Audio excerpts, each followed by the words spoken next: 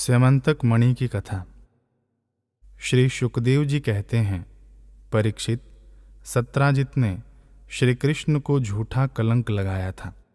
फिर उस अपराध का मार्जन करने के लिए उसने स्वयं स्यमंतक मणि सहित अपनी कन्या सत्यभामा भगवान श्री कृष्ण को सौंप दी। राजा परीक्षित ने पूछा, भगवान, सत्राजित ने भगवान श्री कृष्ण का क्या अपराध किया था? उसे स्यमंतक मणि कहाँ से मिली और उसने अपनी कन्या उन्हें क्यों दी? श्री शुकदेव जी ने कहा, परीक्षित, सत्राजित भगवान सूर्य का बहुत बड़ा भक्त था। वे उसकी भक्ति से प्रसन्न होकर उसके बहुत बड़े मित्र बन गए थे। सूर्य भगवान ने ही प्रसन्न होकर बड़े प्रेम से उसे स्यमंतक मणि दी थी। सत्राजित उस मणि को गले में धारण कर ऐसा चमकने लगा मानो स्वयं सूर्य ही हो। परीक्षित, जब सत्राजित द्वारका में आया तब अत्यंत तेजस्विता के कारण लोग उसे पहचान न सके। दूर से ही उसे देखकर लोगों की आंखें उसके तेज से चौंधिया गईं। लोगों ने समझा कि कदाचित स्वयं भगवान सूर्य आ रहे हैं। उन लोगों ने भगवान के पास आकर उन्हें इस बात की सूचना दी। उस समय भगवान श्री कृष्ण चौसर खेल रहे थे। लोगों ने कहा, शंख चक्र गदाधारी नारायण, कमल नयन दामोदर, यदुवंश शिरोमणि गोविंद, आपको नमस्कार है। जगदीश्वर, देखिए, अपनी चमकीली किरणों से लोगों के नेत्रों को चौंधियाते हुए प्रचंड रश्मि भगवान सूर्य आपका दर्शन करने आ रहे हैं। प्रभु, सभी श्रेष्ठ देवता त्रिलोकी में आपकी प्राप्ति का मार्ग ढूंढते रहते हैं, किंतु उसे पाते नहीं। आज आपको यदुवंश में छिपा हुआ जानकर स्वयं सूर्य नारायण आपका दर्शन करने आ रहे हैं।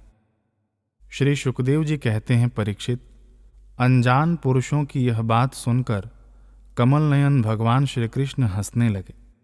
उन्होंने कहा, अरे, ये सूर्यदेव नहीं है, यह तो सत्राजित है जो मणि के कारण इतना चमक रहा है। इसके बाद सत्राजित अपने समृद्ध घर में चला आया। घर पर उसके शुभागमन के उपलक्ष्य में मंगल उत्सव मनाया जा रहा था। उसने ब्राह्मणों के द्वारा स्यमंतक मणि को एक देव मंदिर में स्थापित करा दिया। परीक्षित, वह मणि प्रतिदिन 8 भार सोना दिया करती थी और जहाँ वह पूजित होकर रहती थी वहाँ दुर्भिक्ष, महामारी, ग्रह पीड़ा, सर्प भय, मानसिक और शारीरिक व्यथा तथा मायावियों का उपद्रव आदि कोई भी अशुभ नहीं होता था। एक बार भगवान श्री कृष्ण ने प्रसंगवश कहा, सत्राजित, तुम अपनी मणि राजा उग्रसेन को दे दो। परंतु वह इतना अर्थलोलुप लोभी था कि भगवान की आज्ञा का उल्लंघन होगा इसका कुछ भी विचार न करके उसे अस्वीकार कर दिया। एक दिन सत्राजित के भाई प्रसेन ने उस परम प्रकाशमयी मणि को अपने गले में धारण कर लिया और फिर वह घोड़े पर सवार होकर शिकार खेलने वन में चला गया। वहां एक सिंह ने घोड़े सहित प्रसेन को मार डाला और उस मणि को छीन लिया। वह अभी पर्वत की गुफा में प्रवेश कर ही रहा था कि मणि के लिए ऋक्षराज जाम्बवान ने उसे मार डाला। उन्होंने वह मणि अपनी गुफा में ले जाकर बच्चे को खेलने के लिए दे दी। अपने भाई प्रसेन के न लौटने से उसके भाई सत्राजित को बड़ा दुख हुआ। वह कहने लगा, बहुत संभव है श्री कृष्ण ने ही मेरे भाई को मार डाला हो, क्योंकि वह मणि गले में डालकर वन में गया था।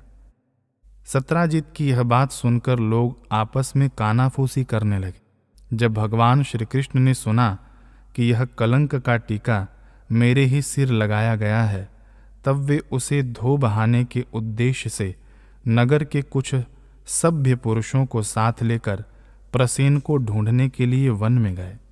वहां खोजते खोजते लोगों ने देखा कि घोर जंगल में सिंह ने प्रसेन और उसके घोड़े को मार डाला है। जब वे लोग सिंह के पैरों का चिन्ह देखते हुए आगे बढ़े तब उन लोगों ने यह भी देखा कि पर्वत पर एक रीछ ने सिंह को भी मार डाला है। भगवान श्री कृष्ण ने सब लोगों को बाहर ही बिठा दिया और अकेले ही घोर अंधकार से भरी हुई ऋक्षराज की भयंकर गुफा में प्रवेश किया। भगवान ने वहां जाकर देखा कि श्रेष्ठ मणि सेमंतक को बच्चों का खिलौना बना दिया गया है। वे उसे हर लेने की इच्छा से बच्चे के पास जा खड़े हुए। उस गुफा में एक अपरिचित मनुष्य को देखकर बच्चे की दाई भयभीत की भांति चिल्ला उठी। उसकी चिल्लाहट सुनकर परम बली ऋक्षराज जांबवान क्रोधित होकर वहां दौड़े आए। परीक्षित, जांबवान उस समय कुपित हो रहे थे। उन्हें भगवान की महिमा, उनके प्रभाव का पता न चला। उन्होंने उन्हें एक साधारण मनुष्य समझ लिया और वे अपने स्वामी भगवान श्री कृष्ण से युद्ध करने लगे। जिस प्रकार मांस के लिए दो बाज आपस में लड़ते हैं, वैसे ही विजयाभिलाषी भगवान श्री कृष्ण और जांबवान आपस में घमासान युद्ध करने लगे। पहले तो उन्होंने अस्त्र शस्त्रों का प्रहार किया, फिर शिलाओं का, तत्पश्चात वे वृक्ष उखाड़कर एक दूसरे पर फेंकने लगे। अंत में उनमें बाहु युद्ध होने लगा। परीक्षित, वज्र प्रहार के समान कठोर घूंसों से आपस में वे 28 दिन तक बिना विश्राम किए दिन रात लड़ते रहे। अंत में भगवान श्री कृष्ण के घूंसों की चोट से जांबवान के शरीर की एक एक गांठ टूट फूट गई। उत्साह जाता रहा, शरीर पसीने से लथपथ हो गया। तब उन्होंने अत्यंत विस्मित, चकित होकर भगवान श्री कृष्ण से कहा, प्रभो, मैं जान गया, आप ही समस्त प्राणियों के स्वामी, रक्षक, पुराण पुरुष भगवान विष्णु हैं। आप ही सबके प्राण, इंद्रिय बल, मनोबल और शरीर बल हैं। आप विश्व के रचयिता, ब्रह्मा आदि को भी बनाने वाले हैं। बनाए हुए पदार्थों में भी सत्ता रूप से आप ही विराजमान हैं। काल के जितने भी अवयव हैं, उनके नियामक परम काल आप ही हैं और शरीर भेद से भिन्न भिन्न प्रतीयमान अंतरात्माओं के परम आत्मा भी आप ही हैं। प्रभो, मुझे स्मरण है, आपने अपने नेत्रों में तिनका सा क्रोध का भाव लेकर तिरछी दृष्टि से समुद्र की ओर देखा था। उस समय समुद्र के अंदर रहने वाले बड़े बड़े नाक अर्थात घड़ियाल और मगरमच्छ क्षुब्ध हो गए थे और समुद्र ने आपको मार्ग दे दिया था। तब आपने उस पर सेतु बांधकर सुंदर यश की स्थापना की तथा लंका का विध्वंस किया। आपके बाणों से कट कट कर राक्षसों के सिर पृथ्वी पर लौट रहे थे। अवश्य ही आप मेरे वे राम जी श्री कृष्ण के रूप में आए हैं। परीक्षित, जब ऋक्षराज जांबवान ने भगवान को पहचान लिया, तब कमल नयन श्री कृष्ण ने अपने परम कल्याणकारी शीतल कर कमलों को उनके शरीर पर फेर दिया और फिर अहेतु की कृपा से भरकर प्रेम गंभीर वाणी से अपने भक्त जांबवान जी से कहा, ऋक्षराज, हम मणि के लिए ही तुम्हारे इस गुफा में आए हैं। इस मणि के द्वारा मैं अपने पर लगे झूठे कलंक को मिटाना चाहता हूँ। भगवान के ऐसा कहने पर जांबवान ने बड़े आनंद से उनकी पूजा करने के लिए अपनी कन्या कुमारी जांबवती को मणि के साथ उनके चरणों में समर्पित कर दिया। भगवान श्री कृष्ण जिन लोगों को गुफा के बाहर छोड़ गए थे, उन्होंने 12 दिन तक उनकी प्रतीक्षा की, परंतु जब उन्होंने देखा कि अब तक वे गुफा में से नहीं निकले, तब वे अत्यंत दुखी होकर द्वारका को लौट गए। वहां जब माता देवकी, रुक्मणी, वसुदेव जी तथा अन्य संबंधियों और कुटुंबियों को यह मालूम हुआ कि श्री कृष्ण गुफा में से नहीं निकले, तब उन्हें बड़ा शोक हुआ। सभी द्वारकावासी अत्यंत दुखित होकर सत्राजित को भला बुरा कहने लगे और भगवान श्री कृष्ण की प्राप्ति के लिए महामाया दुर्गा देवी की शरण में गए, उनकी उपासना करने लगे। उनकी उपासना से दुर्गा देवी प्रसन्न हुई और उन्होंने आशीर्वाद दिया। उसी समय उनके बीच में मणि और अपनी नववधू जाम्बवती के साथ सफल मनोरथ होकर श्री कृष्ण सबको प्रसन्न करते हुए प्रकट हो गए। सभी द्वारकावासी भगवान श्री कृष्ण को पत्नी के साथ और गले में मणि धारण किए हुए देखकर परमानंद में मग्न हो गए, मानो कोई मरकर लौट आया हो। तदनंतर भगवान ने सत्राजित को राजसभा में महाराज उग्रसेन के पास बुलवाया और जिस प्रकार मणि प्राप्त हुई थी वह सब कथा सुनाकर उन्होंने वह मणि सत्राजित को सौंप दी। सत्राजित अत्यंत लज्जित हो गया। मणि तो उसने ले ली, परंतु उसका मुंह नीचे की ओर लटक गया। अपने अपराध पर उसे बड़ा पश्चाताप हो रहा था। किसी प्रकार वह अपने घर पहुंचा। उसके मन की आंखों के सामने निरंतर अपना अपराध नाचता रहा। बलवान के साथ विरोध करने के कारण वह भयभीत भी हो गया था। अब वह यही सोचता रहता कि मैं अपने अपराध का मार्जन कैसे करूं, मुझ पर भगवान श्री कृष्ण कैसे प्रसन्न हो, मैं ऐसा कौन सा काम करूं जिससे मेरा कल्याण हो और लोग मुझे कोसे नहीं। सचमुच मैं अदूरदर्शी क्षुद्र हूं। धन के लोभ से मैं बड़ी मूढ़ता का काम कर बैठा। अब मैं रमणियों में रत्न के समान अपनी कन्या सत्यभामा और वह स्यमंतक मणि दोनों ही श्री कृष्ण को दे दूंगा। यह उपाय बहुत अच्छा है। इसी से मेरे अपराध का मार्जन हो सकता है और कोई उपाय नहीं है। सत्राजित ने अपनी विवेक बुद्धि से ऐसा निश्चय करके स्वयं ही इसके लिए उद्योग किया और अपनी कन्या तथा स्यमंतक मणि दोनों ही ले जाकर श्री कृष्ण को अर्पण कर दी। सत्यभामा शील स्वभाव, सुंदरता, उदारता आदि सद्गुणों से संपन्न थी। बहुत से लोग चाहते थे कि सत्यभामा हमें मिले और उन लोगों ने उन्हें मांगा भी था, परंतु अब भगवान श्री कृष्ण ने विधि पूर्वक उनका पाणी ग्रहण किया। परीक्षित, भगवान श्री कृष्ण ने सत्राजित से कहा, हम स्यमंतक मणि न लेंगे। आप सूर्य भगवान के भक्त हैं, इसलिए वह आपके ही पास रहे। हम तो केवल उसके फल के अर्थात उससे निकले हुए सोने के अधिकारी हैं, वही आप हमें दे दिया करें। श्री शुकदेव जी कहते हैं, परीक्षित, यद्यपि भगवान श्री कृष्ण को इस बात का पता था कि लाक्षागृह की आग से पांडवों का बाल भी बाका नहीं हुआ है, तथापि जब उन्होंने सुना कि कुंती और पांडव जल मरे, तब उस समय का कुल परंपरोचित व्यवहार करने के लिए वे बलराम जी के साथ हस्तिनापुर गए। वहां जाकर भीष्म पितामह, कृपाचार्य, विदुर, गांधारी और द्रोणाचार्य से मिलकर उनके साथ संवेदना, सहानुभूति प्रकट की और उन लोगों से कहने लगे, हाय हाय, यह तो बड़े ही दुख की बात हुई। भगवान श्री कृष्ण के हस्तिनापुर चले जाने से द्वारका में अक्रूर और कृतवर्मा को अवसर मिल गया। उन लोगों ने शतधन्वा से आकर कहा, तुम सत्राजित से मणि क्यों नहीं छीन लेते? सत्राजित ने अपनी श्रेष्ठ कन्या सत्यभामा का विवाह हमसे करने का वचन दिया था और अब उसने हम लोगों का तिरस्कार करके उसे श्री कृष्ण के साथ ब्याह दिया। अब सत्राजित भी अपने भाई प्रसेन की तरह क्यों न यमपुरी में जाए? शतधन्वा पापी था और अब तो उसकी मृत्यु भी उसके सिर पर नाच रही थी।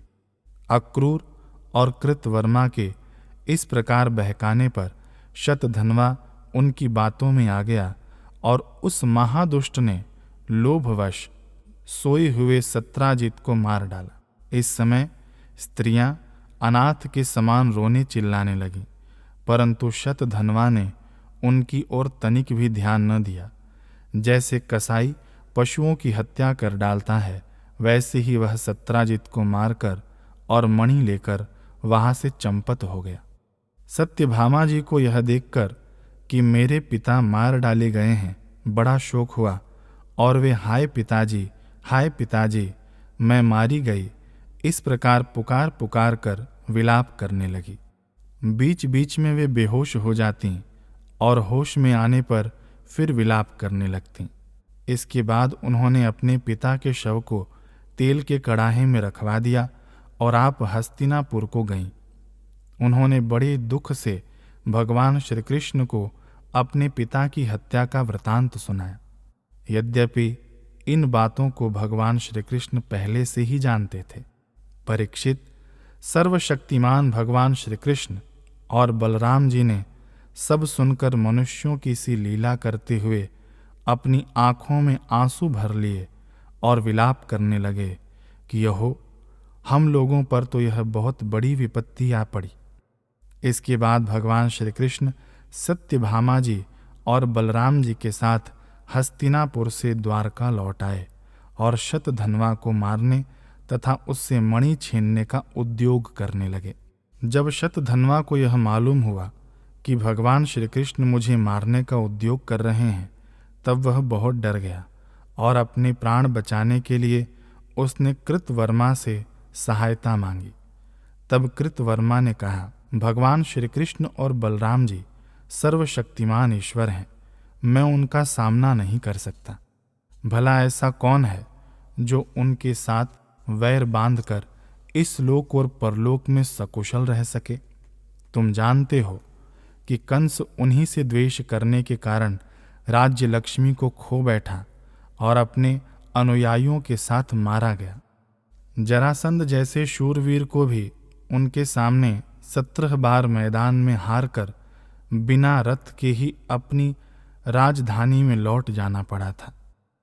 जब कृतवर्मा ने उसे इस प्रकार टका सा जवाब दे दिया, तब शतधन्वा ने सहायता के लिए अक्रूर जी से प्रार्थना की। उन्होंने कहा, भाई, ऐसा कौन है जो सर्वशक्तिमान भगवान का बल पौरुष जानकर भी उनसे वैर विरोध ठाने, जो भगवान खेल खेल में ही इस विश्व की रचना, रक्षा और संहार करते हैं तथा जो कब क्या करना चाहते हैं इस बात को माया से मोहित ब्रह्मा आदि विश्व विधाता भी नहीं समझ पाते, जिन्होंने 7 वर्ष की अवस्था में जब वे निरे बालक थे एक हाथ से ही गिरिराज गोवर्धन को उखाड़ लिया और जैसे नन्हे नन्हे बच्चे बरसाती छाते को उखाड़कर हाथ में रख लेते हैं, वैसे ही खेल खेल में 7 दिनों तक उसे उठाए रखा। मैं तो उन भगवान श्री कृष्ण को नमस्कार करता हूँ। उनके कर्म अद्भुत हैं, वे अनंत, अनादि, एक रस और आत्म स्वरूप हैं। मैं उन्हें नमस्कार करता हूँ। जब इस प्रकार अक्रूर जी ने भी उसे कोरा जवाब दे दिया, तब शतधन्वा ने स्यमंतक मणि उन्हीं के पास रख दी और आप 400 कोस लगातार चलने वाले घोड़े पर सवार होकर वहां से बड़ी फुर्ती से भागा। परीक्षित, भगवान श्री कृष्ण और बलराम दोनों भाई अपने उस रथ पर सवार हुए जिस पर गरुड़ चिन्ह से चिन्हित ध्वजा फहरा रही थी और बड़े वेग वाले घोड़े जुते हुए थे। अब उन्होंने अपने श्वसुर सत्राजित को मारने वाले शतधन्वा का पीछा किया। मिथिलापुरी के निकट एक उपवन में शतधन्वा का घोड़ा गिर पड़ा। अब वह उसे छोड़कर पैदल ही भागा। वह अत्यंत भयभीत हो गया था। भगवान श्री कृष्ण भी क्रोध करके उसके पीछे दौड़े। शतधन्वा पैदल ही भाग रहा था, इसलिए भगवान ने भी पैदल ही दौड़कर अपने तीक्ष्ण धार वाले चक्र से उसका सिर उतार लिया और उसके वस्त्रों में स्यमंतक मणि को ढूंढा।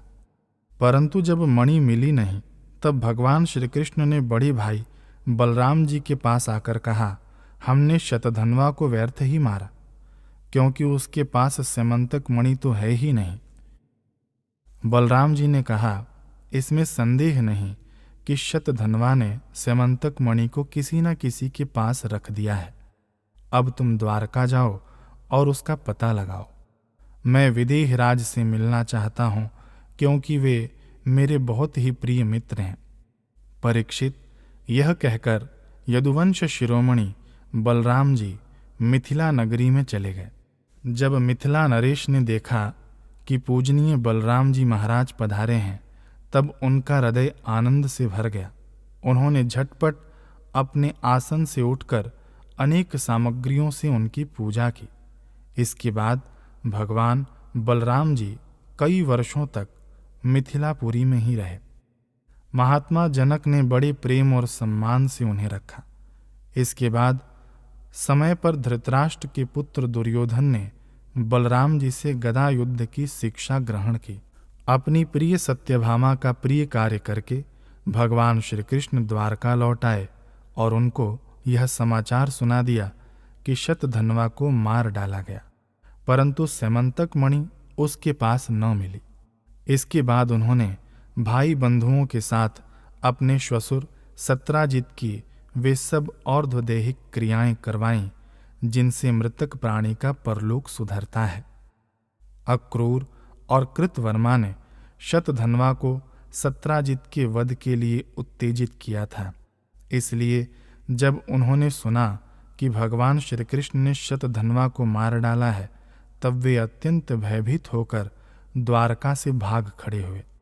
परीक्षित, कुछ लोग ऐसा मानते हैं कि अक्रूर के द्वारका से चले जाने पर द्वारका वासियों को बहुत प्रकार के अनिष्टों और अरिष्टों का सामना करना पड़ा।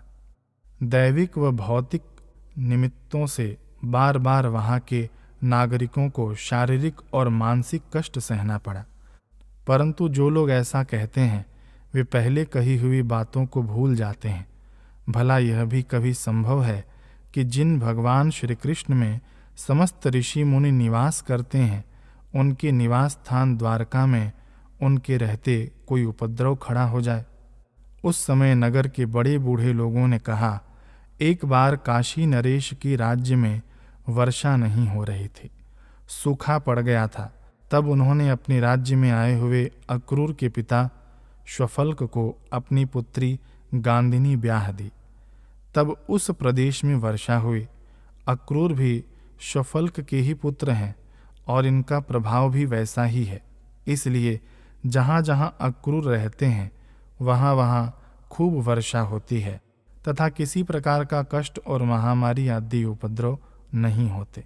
परीक्षित, उन लोगों की बात सुनकर भगवान ने सोचा कि इस उपद्रव का यही कारण नहीं है। यह जानकर भी भगवान ने दूत भेजकर अक्रूर जी को ढूंढवाया और आने पर उनसे बातचीत की। भगवान ने उनका खूब स्वागत सत्कार किया और मीठी मीठी प्रेम की बातें कहकर उनसे संभाषण किया। परीक्षित, भगवान सबके चित्त का एक एक संकल्प देखते रहते हैं। इसलिए उन्होंने मुस्कुराते हुए अक्रूर से कहा, चाचा जी, आप दान धर्म के पालक हैं। हमें यह बात पहले से ही मालूम है कि शतधन्वा आपके पास वह स्यमंतक मणि छोड़ गया है, जो बड़ी ही प्रकाशमान और धन देने वाली है। आप जानते ही हैं कि सत्राजित के कोई पुत्र नहीं है, इसलिए उनकी लड़की के लड़के, उनके नाती ही उन्हें तिलांजलि और पिंडदान करेंगे, उनका ऋण चुकाएंगे और जो कुछ बच रहेगा उसके उत्तराधिकारी होंगे। इस प्रकार शास्त्रीय दृष्टि से यद्यपि स्यमंतक मणि हमारे पुत्रों को ही मिलनी चाहिए, तथापि वह मणि आपके ही पास रहे, क्योंकि आप बड़े व्रतनिष्ठ और पवित्र आत्मा हैं तथा दूसरों के लिए उस मणि को रखना अत्यंत कठिन भी है। परंतु हमारे सामने एक बहुत बड़ी कठिनाई आ गई है कि हमारे बड़े भाई बलराम जी मणि के संबंध में मेरी बात का पूरा विश्वास नहीं करते। इसलिए महाभाग्यवान अक्रूर जी, आप वह मणि दिखाकर हमारे इष्ट मित्र बलराम जी, सत्यभामा और जाम्बवती का संदेह दूर कर दीजिए और उनके हृदय में शांति का संचार कीजिए। हमें पता है कि उसी मणि के प्रताप से आजकल आप लगातार ही ऐसे यज्ञ करते रहते हैं जिनके सोने की वेदियां बनती हैं। परीक्षित, जब भगवान श्री कृष्ण ने इस प्रकार सांत्वना देकर उन्हें समझाया बुझाया, तब अक्रूर जी ने वस्त्र में लपेटी हुई सूर्य के समान प्रकाशमान वह मणि निकाली और भगवान श्री कृष्ण को दे दी। भगवान श्री कृष्ण ने वह स्यमंतक मणि अपने जाति भाइयों को दिखाकर अपना कलंक दूर किया और उसे अपने पास रखने में समर्थ होने पर भी पुनः अक्रूर जी को लौटा दिया। सर्वशक्तिमान सर्वव्यापक भगवान श्री कृष्ण के पराक्रम से परिपूर्ण यह आख्यान समस्त पापों, अपराधों और कलंकों का मार्जन करने वाला तथा परम मंगलमय है।